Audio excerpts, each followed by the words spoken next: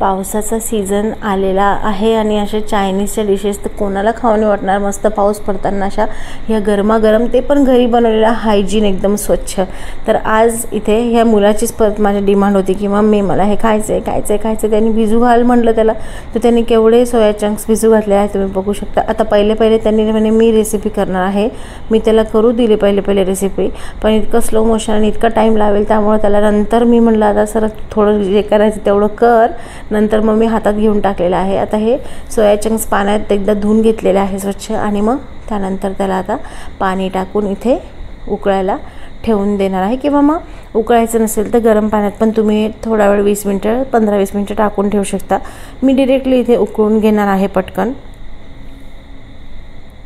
आणि आता हे उकळायला ठेवल्यानंतर आपण पुढची रेसिपी बघूया. कॉर्नफ्लोअर इथे घ्यायचा आहे, आणि बघा कॉर्नफ्लोअर कसं टाकतो आहे तो. किचन इतकं खराब करून ठेवतो ते रेसिपी करायची असली, पण ठीक आहे मी करू देते. मी असं अडवत नाही त्याला, किचन आवरलं जातं नंतर, पण मग तो रेसिपी पण टेस्टी करतो. नंतर मग मी त्याचं मी एवढं केल्यानंतर त्याला म्हणलं आता सरक मी करते.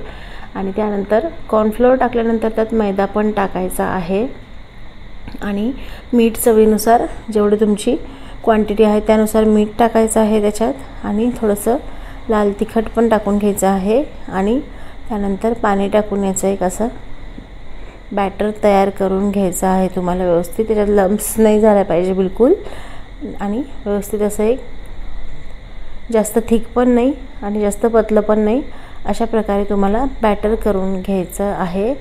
आणि त्यानंतर मग आपण आता हे सगळं बॅटरची तयारी होऊस तर आपले इथे सोया चंक्स पण आता छान बॉईल झालेले आहे आणि मोठे झालेले आहे, तुम्ही बघू शकता फुलून. तर अजून तुम्हाला सोया चंक्सपासून काही रेसिपीज बघायचे असतील तर कमेंट करून सांगा. पावसाच्या रेसिपीचा सीझन मी आता चालू केलेला आहे. उन्हाळ्याची रेसिपी संपल्यानंतर मी आता पावसाच्या रेसिपी टाकत आहे. तर आता ह्या सगळ्या रेसिपी मिस नाही म्हणून चॅनलला अजूनपर्यंत सबस्क्राईब केलं नसेल तर लवकर लाल बटन दाबून सबस्क्राईब करा, आणि बेलच्या आयकॉनला तुम्ही प्रेस करून ठेवू शकता, मग नोटिफिकेशन येईल. आणि हे आता सोया चंक्स जे बॉईल झाले होते ते थंड पाण्यात टाकून घेतलेले आहे, आणि किती सॉफ्ट शिजलेले आहे, एकदम मस्त झालेले आहे बघू शकता तुम्ही.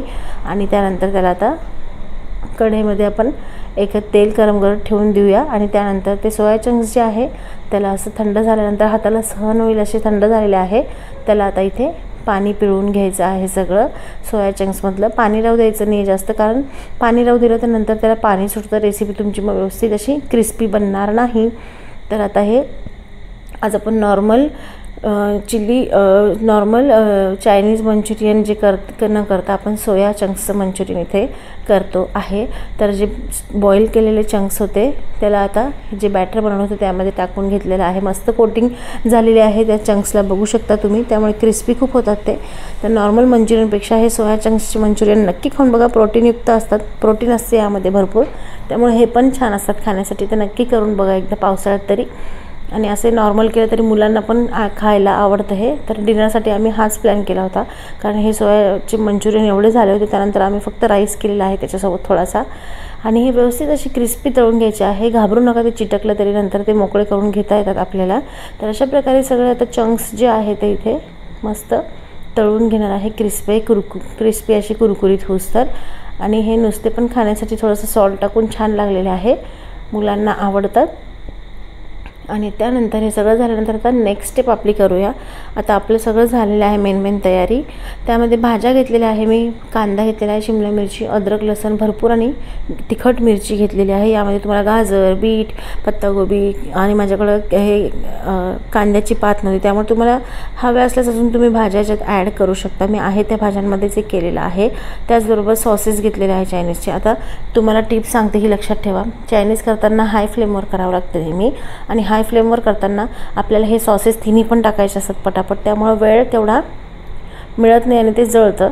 आणि त्यानंतर मग आपल्याला क्वांटिटी पण कळत नाही किती टाकायची. त्यामुळे सगळे चायनीजचे सॉसेस मी इथं Schezwan sauce, red chilli sauce, green chilli sauce आणि सोया सॉस मला जास्त आवडतं म्हणून तो टाकणार आहे, कारण आमच्या घरात सोया सॉस थोडं जास्त डार्क खातात. तर आता हे सोया सॉस हे सगळं मी इथे वाटीमध्ये असं व्यवस्थित काढून घेतलेलं आहे. याला मिक्स करणार आहे, म्हणजे मग काय होतं, जेव्हा आपण चायनीज करायला जातो ते एकदम हाय फ्लेमवर करतो, आणि हाय फ्लेमवर करताना या तिन्ही गोष्टी आपल्याला जरी आपण ओपन करून ठेवलेले असतं सॉसेस तरी आपल्याला टाकणं तेवढं एवढं समजत नाही, त्यामुळे हे मस्त असं एक मिक्सचर तुम्ही तयार करून ठेवा, म्हणजे तुम्हाला एकदम सोपी जाईल रेसिपी करायला. तर ही टिप आवडली असेल तर ह्या टिप्ससाठी तरी व्हिडिओला आत्तापर्यंत एक लाईक होऊन जाऊ द्या. आणि तोपर्यंत आता पुढची आपण रेसिपीकडे वळूया. सगळं प्रिपरेशन आपलं झालेलं आहे. आता आपण मस्त सोया चिल्ली पनीर करूया. इथे एकदम टेस्टी झालेलं होतं. आणि त्याचबरोबर जे बाउल होतं त्यामध्येच मी कॉर्नफ्लोअरची स्लरी करून ठेवली आहे, कारण मी भांडे जास्त भरवत नाही स्वयंपाक करताना. तर तेल व्यवस्थित गरम झालेलं आहे. जसं मी म्हटलं चायनीज व हाय फ्लेमवर करावं लागतं. तेल गरम होऊ द्यायचं व्यवस्थित.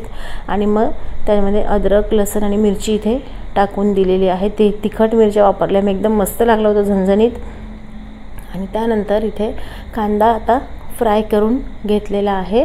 आणि चायनीजच्या भाज्या जास्त फ्राय करावं लागत नाही, 1-2-3 मिनटंच त्याला फ्राय करून घ्यायचं आहे. त्यानंतर शिमला मिरची टाकायची आहे. तुमच्याकडं असेल अवेलेबल तर गाजरचे तुकडे टाकू शकता, पत्तागोबी टाकू शकता. आणि त्यानंतर थोडंसं मीठ टाकते, कारण चायनीजच्या सॉसेसमध्ये ऑलरेडी मीठ असतं. तर आता ह्याला सगळं मी जरा स्मोकी फ्लेवर देण्यासाठी मी हे करत असते नेहमी जेव्हा मी चायनीज करते. तुम्हाला नसेल हे उपद्व्याप जमेल तर तुम्ही नका करू. असं हाय फ्लेमवर त्याला स्मोक द्यायचं काम करू नका घरात. आणि त्यामुळे कारण किचनमध्ये जरा भीती असते. आणि जे सॉसेस आपण मिक्सचर तयार करून ठेवलं होतं ते पण आता याच्यात टाकून दिलं आहे. पडलं ना सोपं हे सॉसेस टाकण्यासाठी, म्हणून मी अशी आयडिया करत असते नेहमी. आणि तुम्हाला पण ही आयडिया आवडली असेल तर कमेंट करून सांगा. असे सगळे सॉसेस मिक्स करून घेतले की आपल्याला पण अंदाज आलेला असतो व्यवस्थित. मग नंतर तुम्हाला हवं असल्यास तुम्ही थोडे सॉस वरतून ॲड करू शकता. मेन सोया सॉसेस असतो. आणि त्यानंतर पाणी टाकून त्याच्यात आता कॉर्नफ्लोअरची स्लरी टाकून द्यायची आहे. आता याच्यात एक टिप सांगते मी तुम्हाला. मी थोडंसं सोया सॉस जास्त टाकत असते. आता हे तुम्ही ग्रेव्ही बाजूला काढून ठेवू शकता. तुमच्याकडे किटी पार्टी असेल किंवा कोणी पाहुणे येणार असतील किंवा तुम्हाला गरम करायचं असेल तर ग्रेव्ही अशी तुम्ही करून ठेवायची आहे. आणि बघू शकता मी ग्रेव्ही साईडला काढून ठेवली आहे. आणि आता जेवढं मुलं खातील तेवढंच त्यांच्यापुरतं मी घरात जेवढ्या लोकांना खायचं आहे तेवढं गरम आता त्या ग्रेव्हीमध्ये टाकून दिलेलं आहे. आणि एवढंच मी इथे बनवलं होतं. आणि नंतर मग जसं ते खात गेले तसं ग्रेव्हीमध्ये फक्त ते तळलेले चंक्स ॲड करत गेले. तर ही पण टिप्स माझ्या व्हिडिओ तुम्ही शेवटपर्यंत बघत जा. मी व्हिडिओमध्ये भरपूर टिप्स सांगत असते जेव्हा रेसिपी करत असते तेव्हा.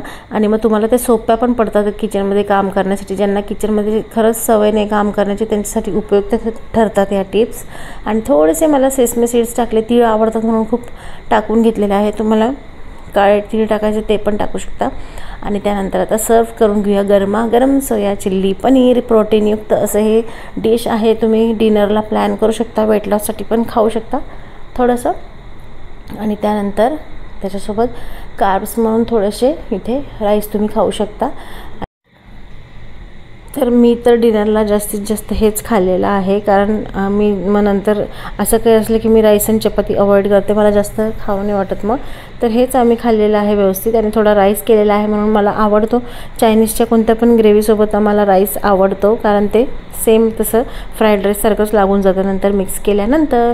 तर आता मी इथे राईस बनवलेला आहे गरमागरम, एकदम दोन्ही गरमागरम आहे.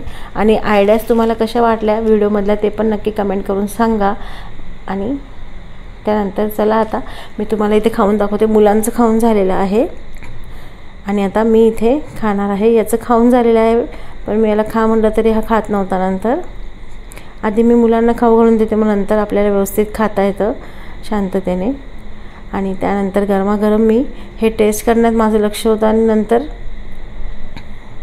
मी बघत होते, तुम्ही व्हिडिओमध्ये बघत राहा. नंतर त्याचं पोट भरलेलं होतं, पण ॲटोमॅटिकच कोणी खात असले की तोंडाला पाणी सुटतं. व्हिडिओमध्ये तुम्ही बघा आता. तर मी खात होते, त्याला खायचं नव्हतं, तरी पण त्यांनी पुढं बघा व्हिडिओमध्ये कसं केलं आहे. आणि मी खाण्यामध्ये मग्न असताना तो असे तोंड करत होता, ते मी नंतर पाहिलं. पण मी डिलीट करू शकत नव्हते व्हिडिओ, कारण माझी रेसिपी तोपर्यंत संपली होती खाऊन, त्यामुळे मी तो राहू दिला मग. तर आता पुढचा व्हिडिओ तुम्ही बघा कसे तोंड करतोय बघा तो.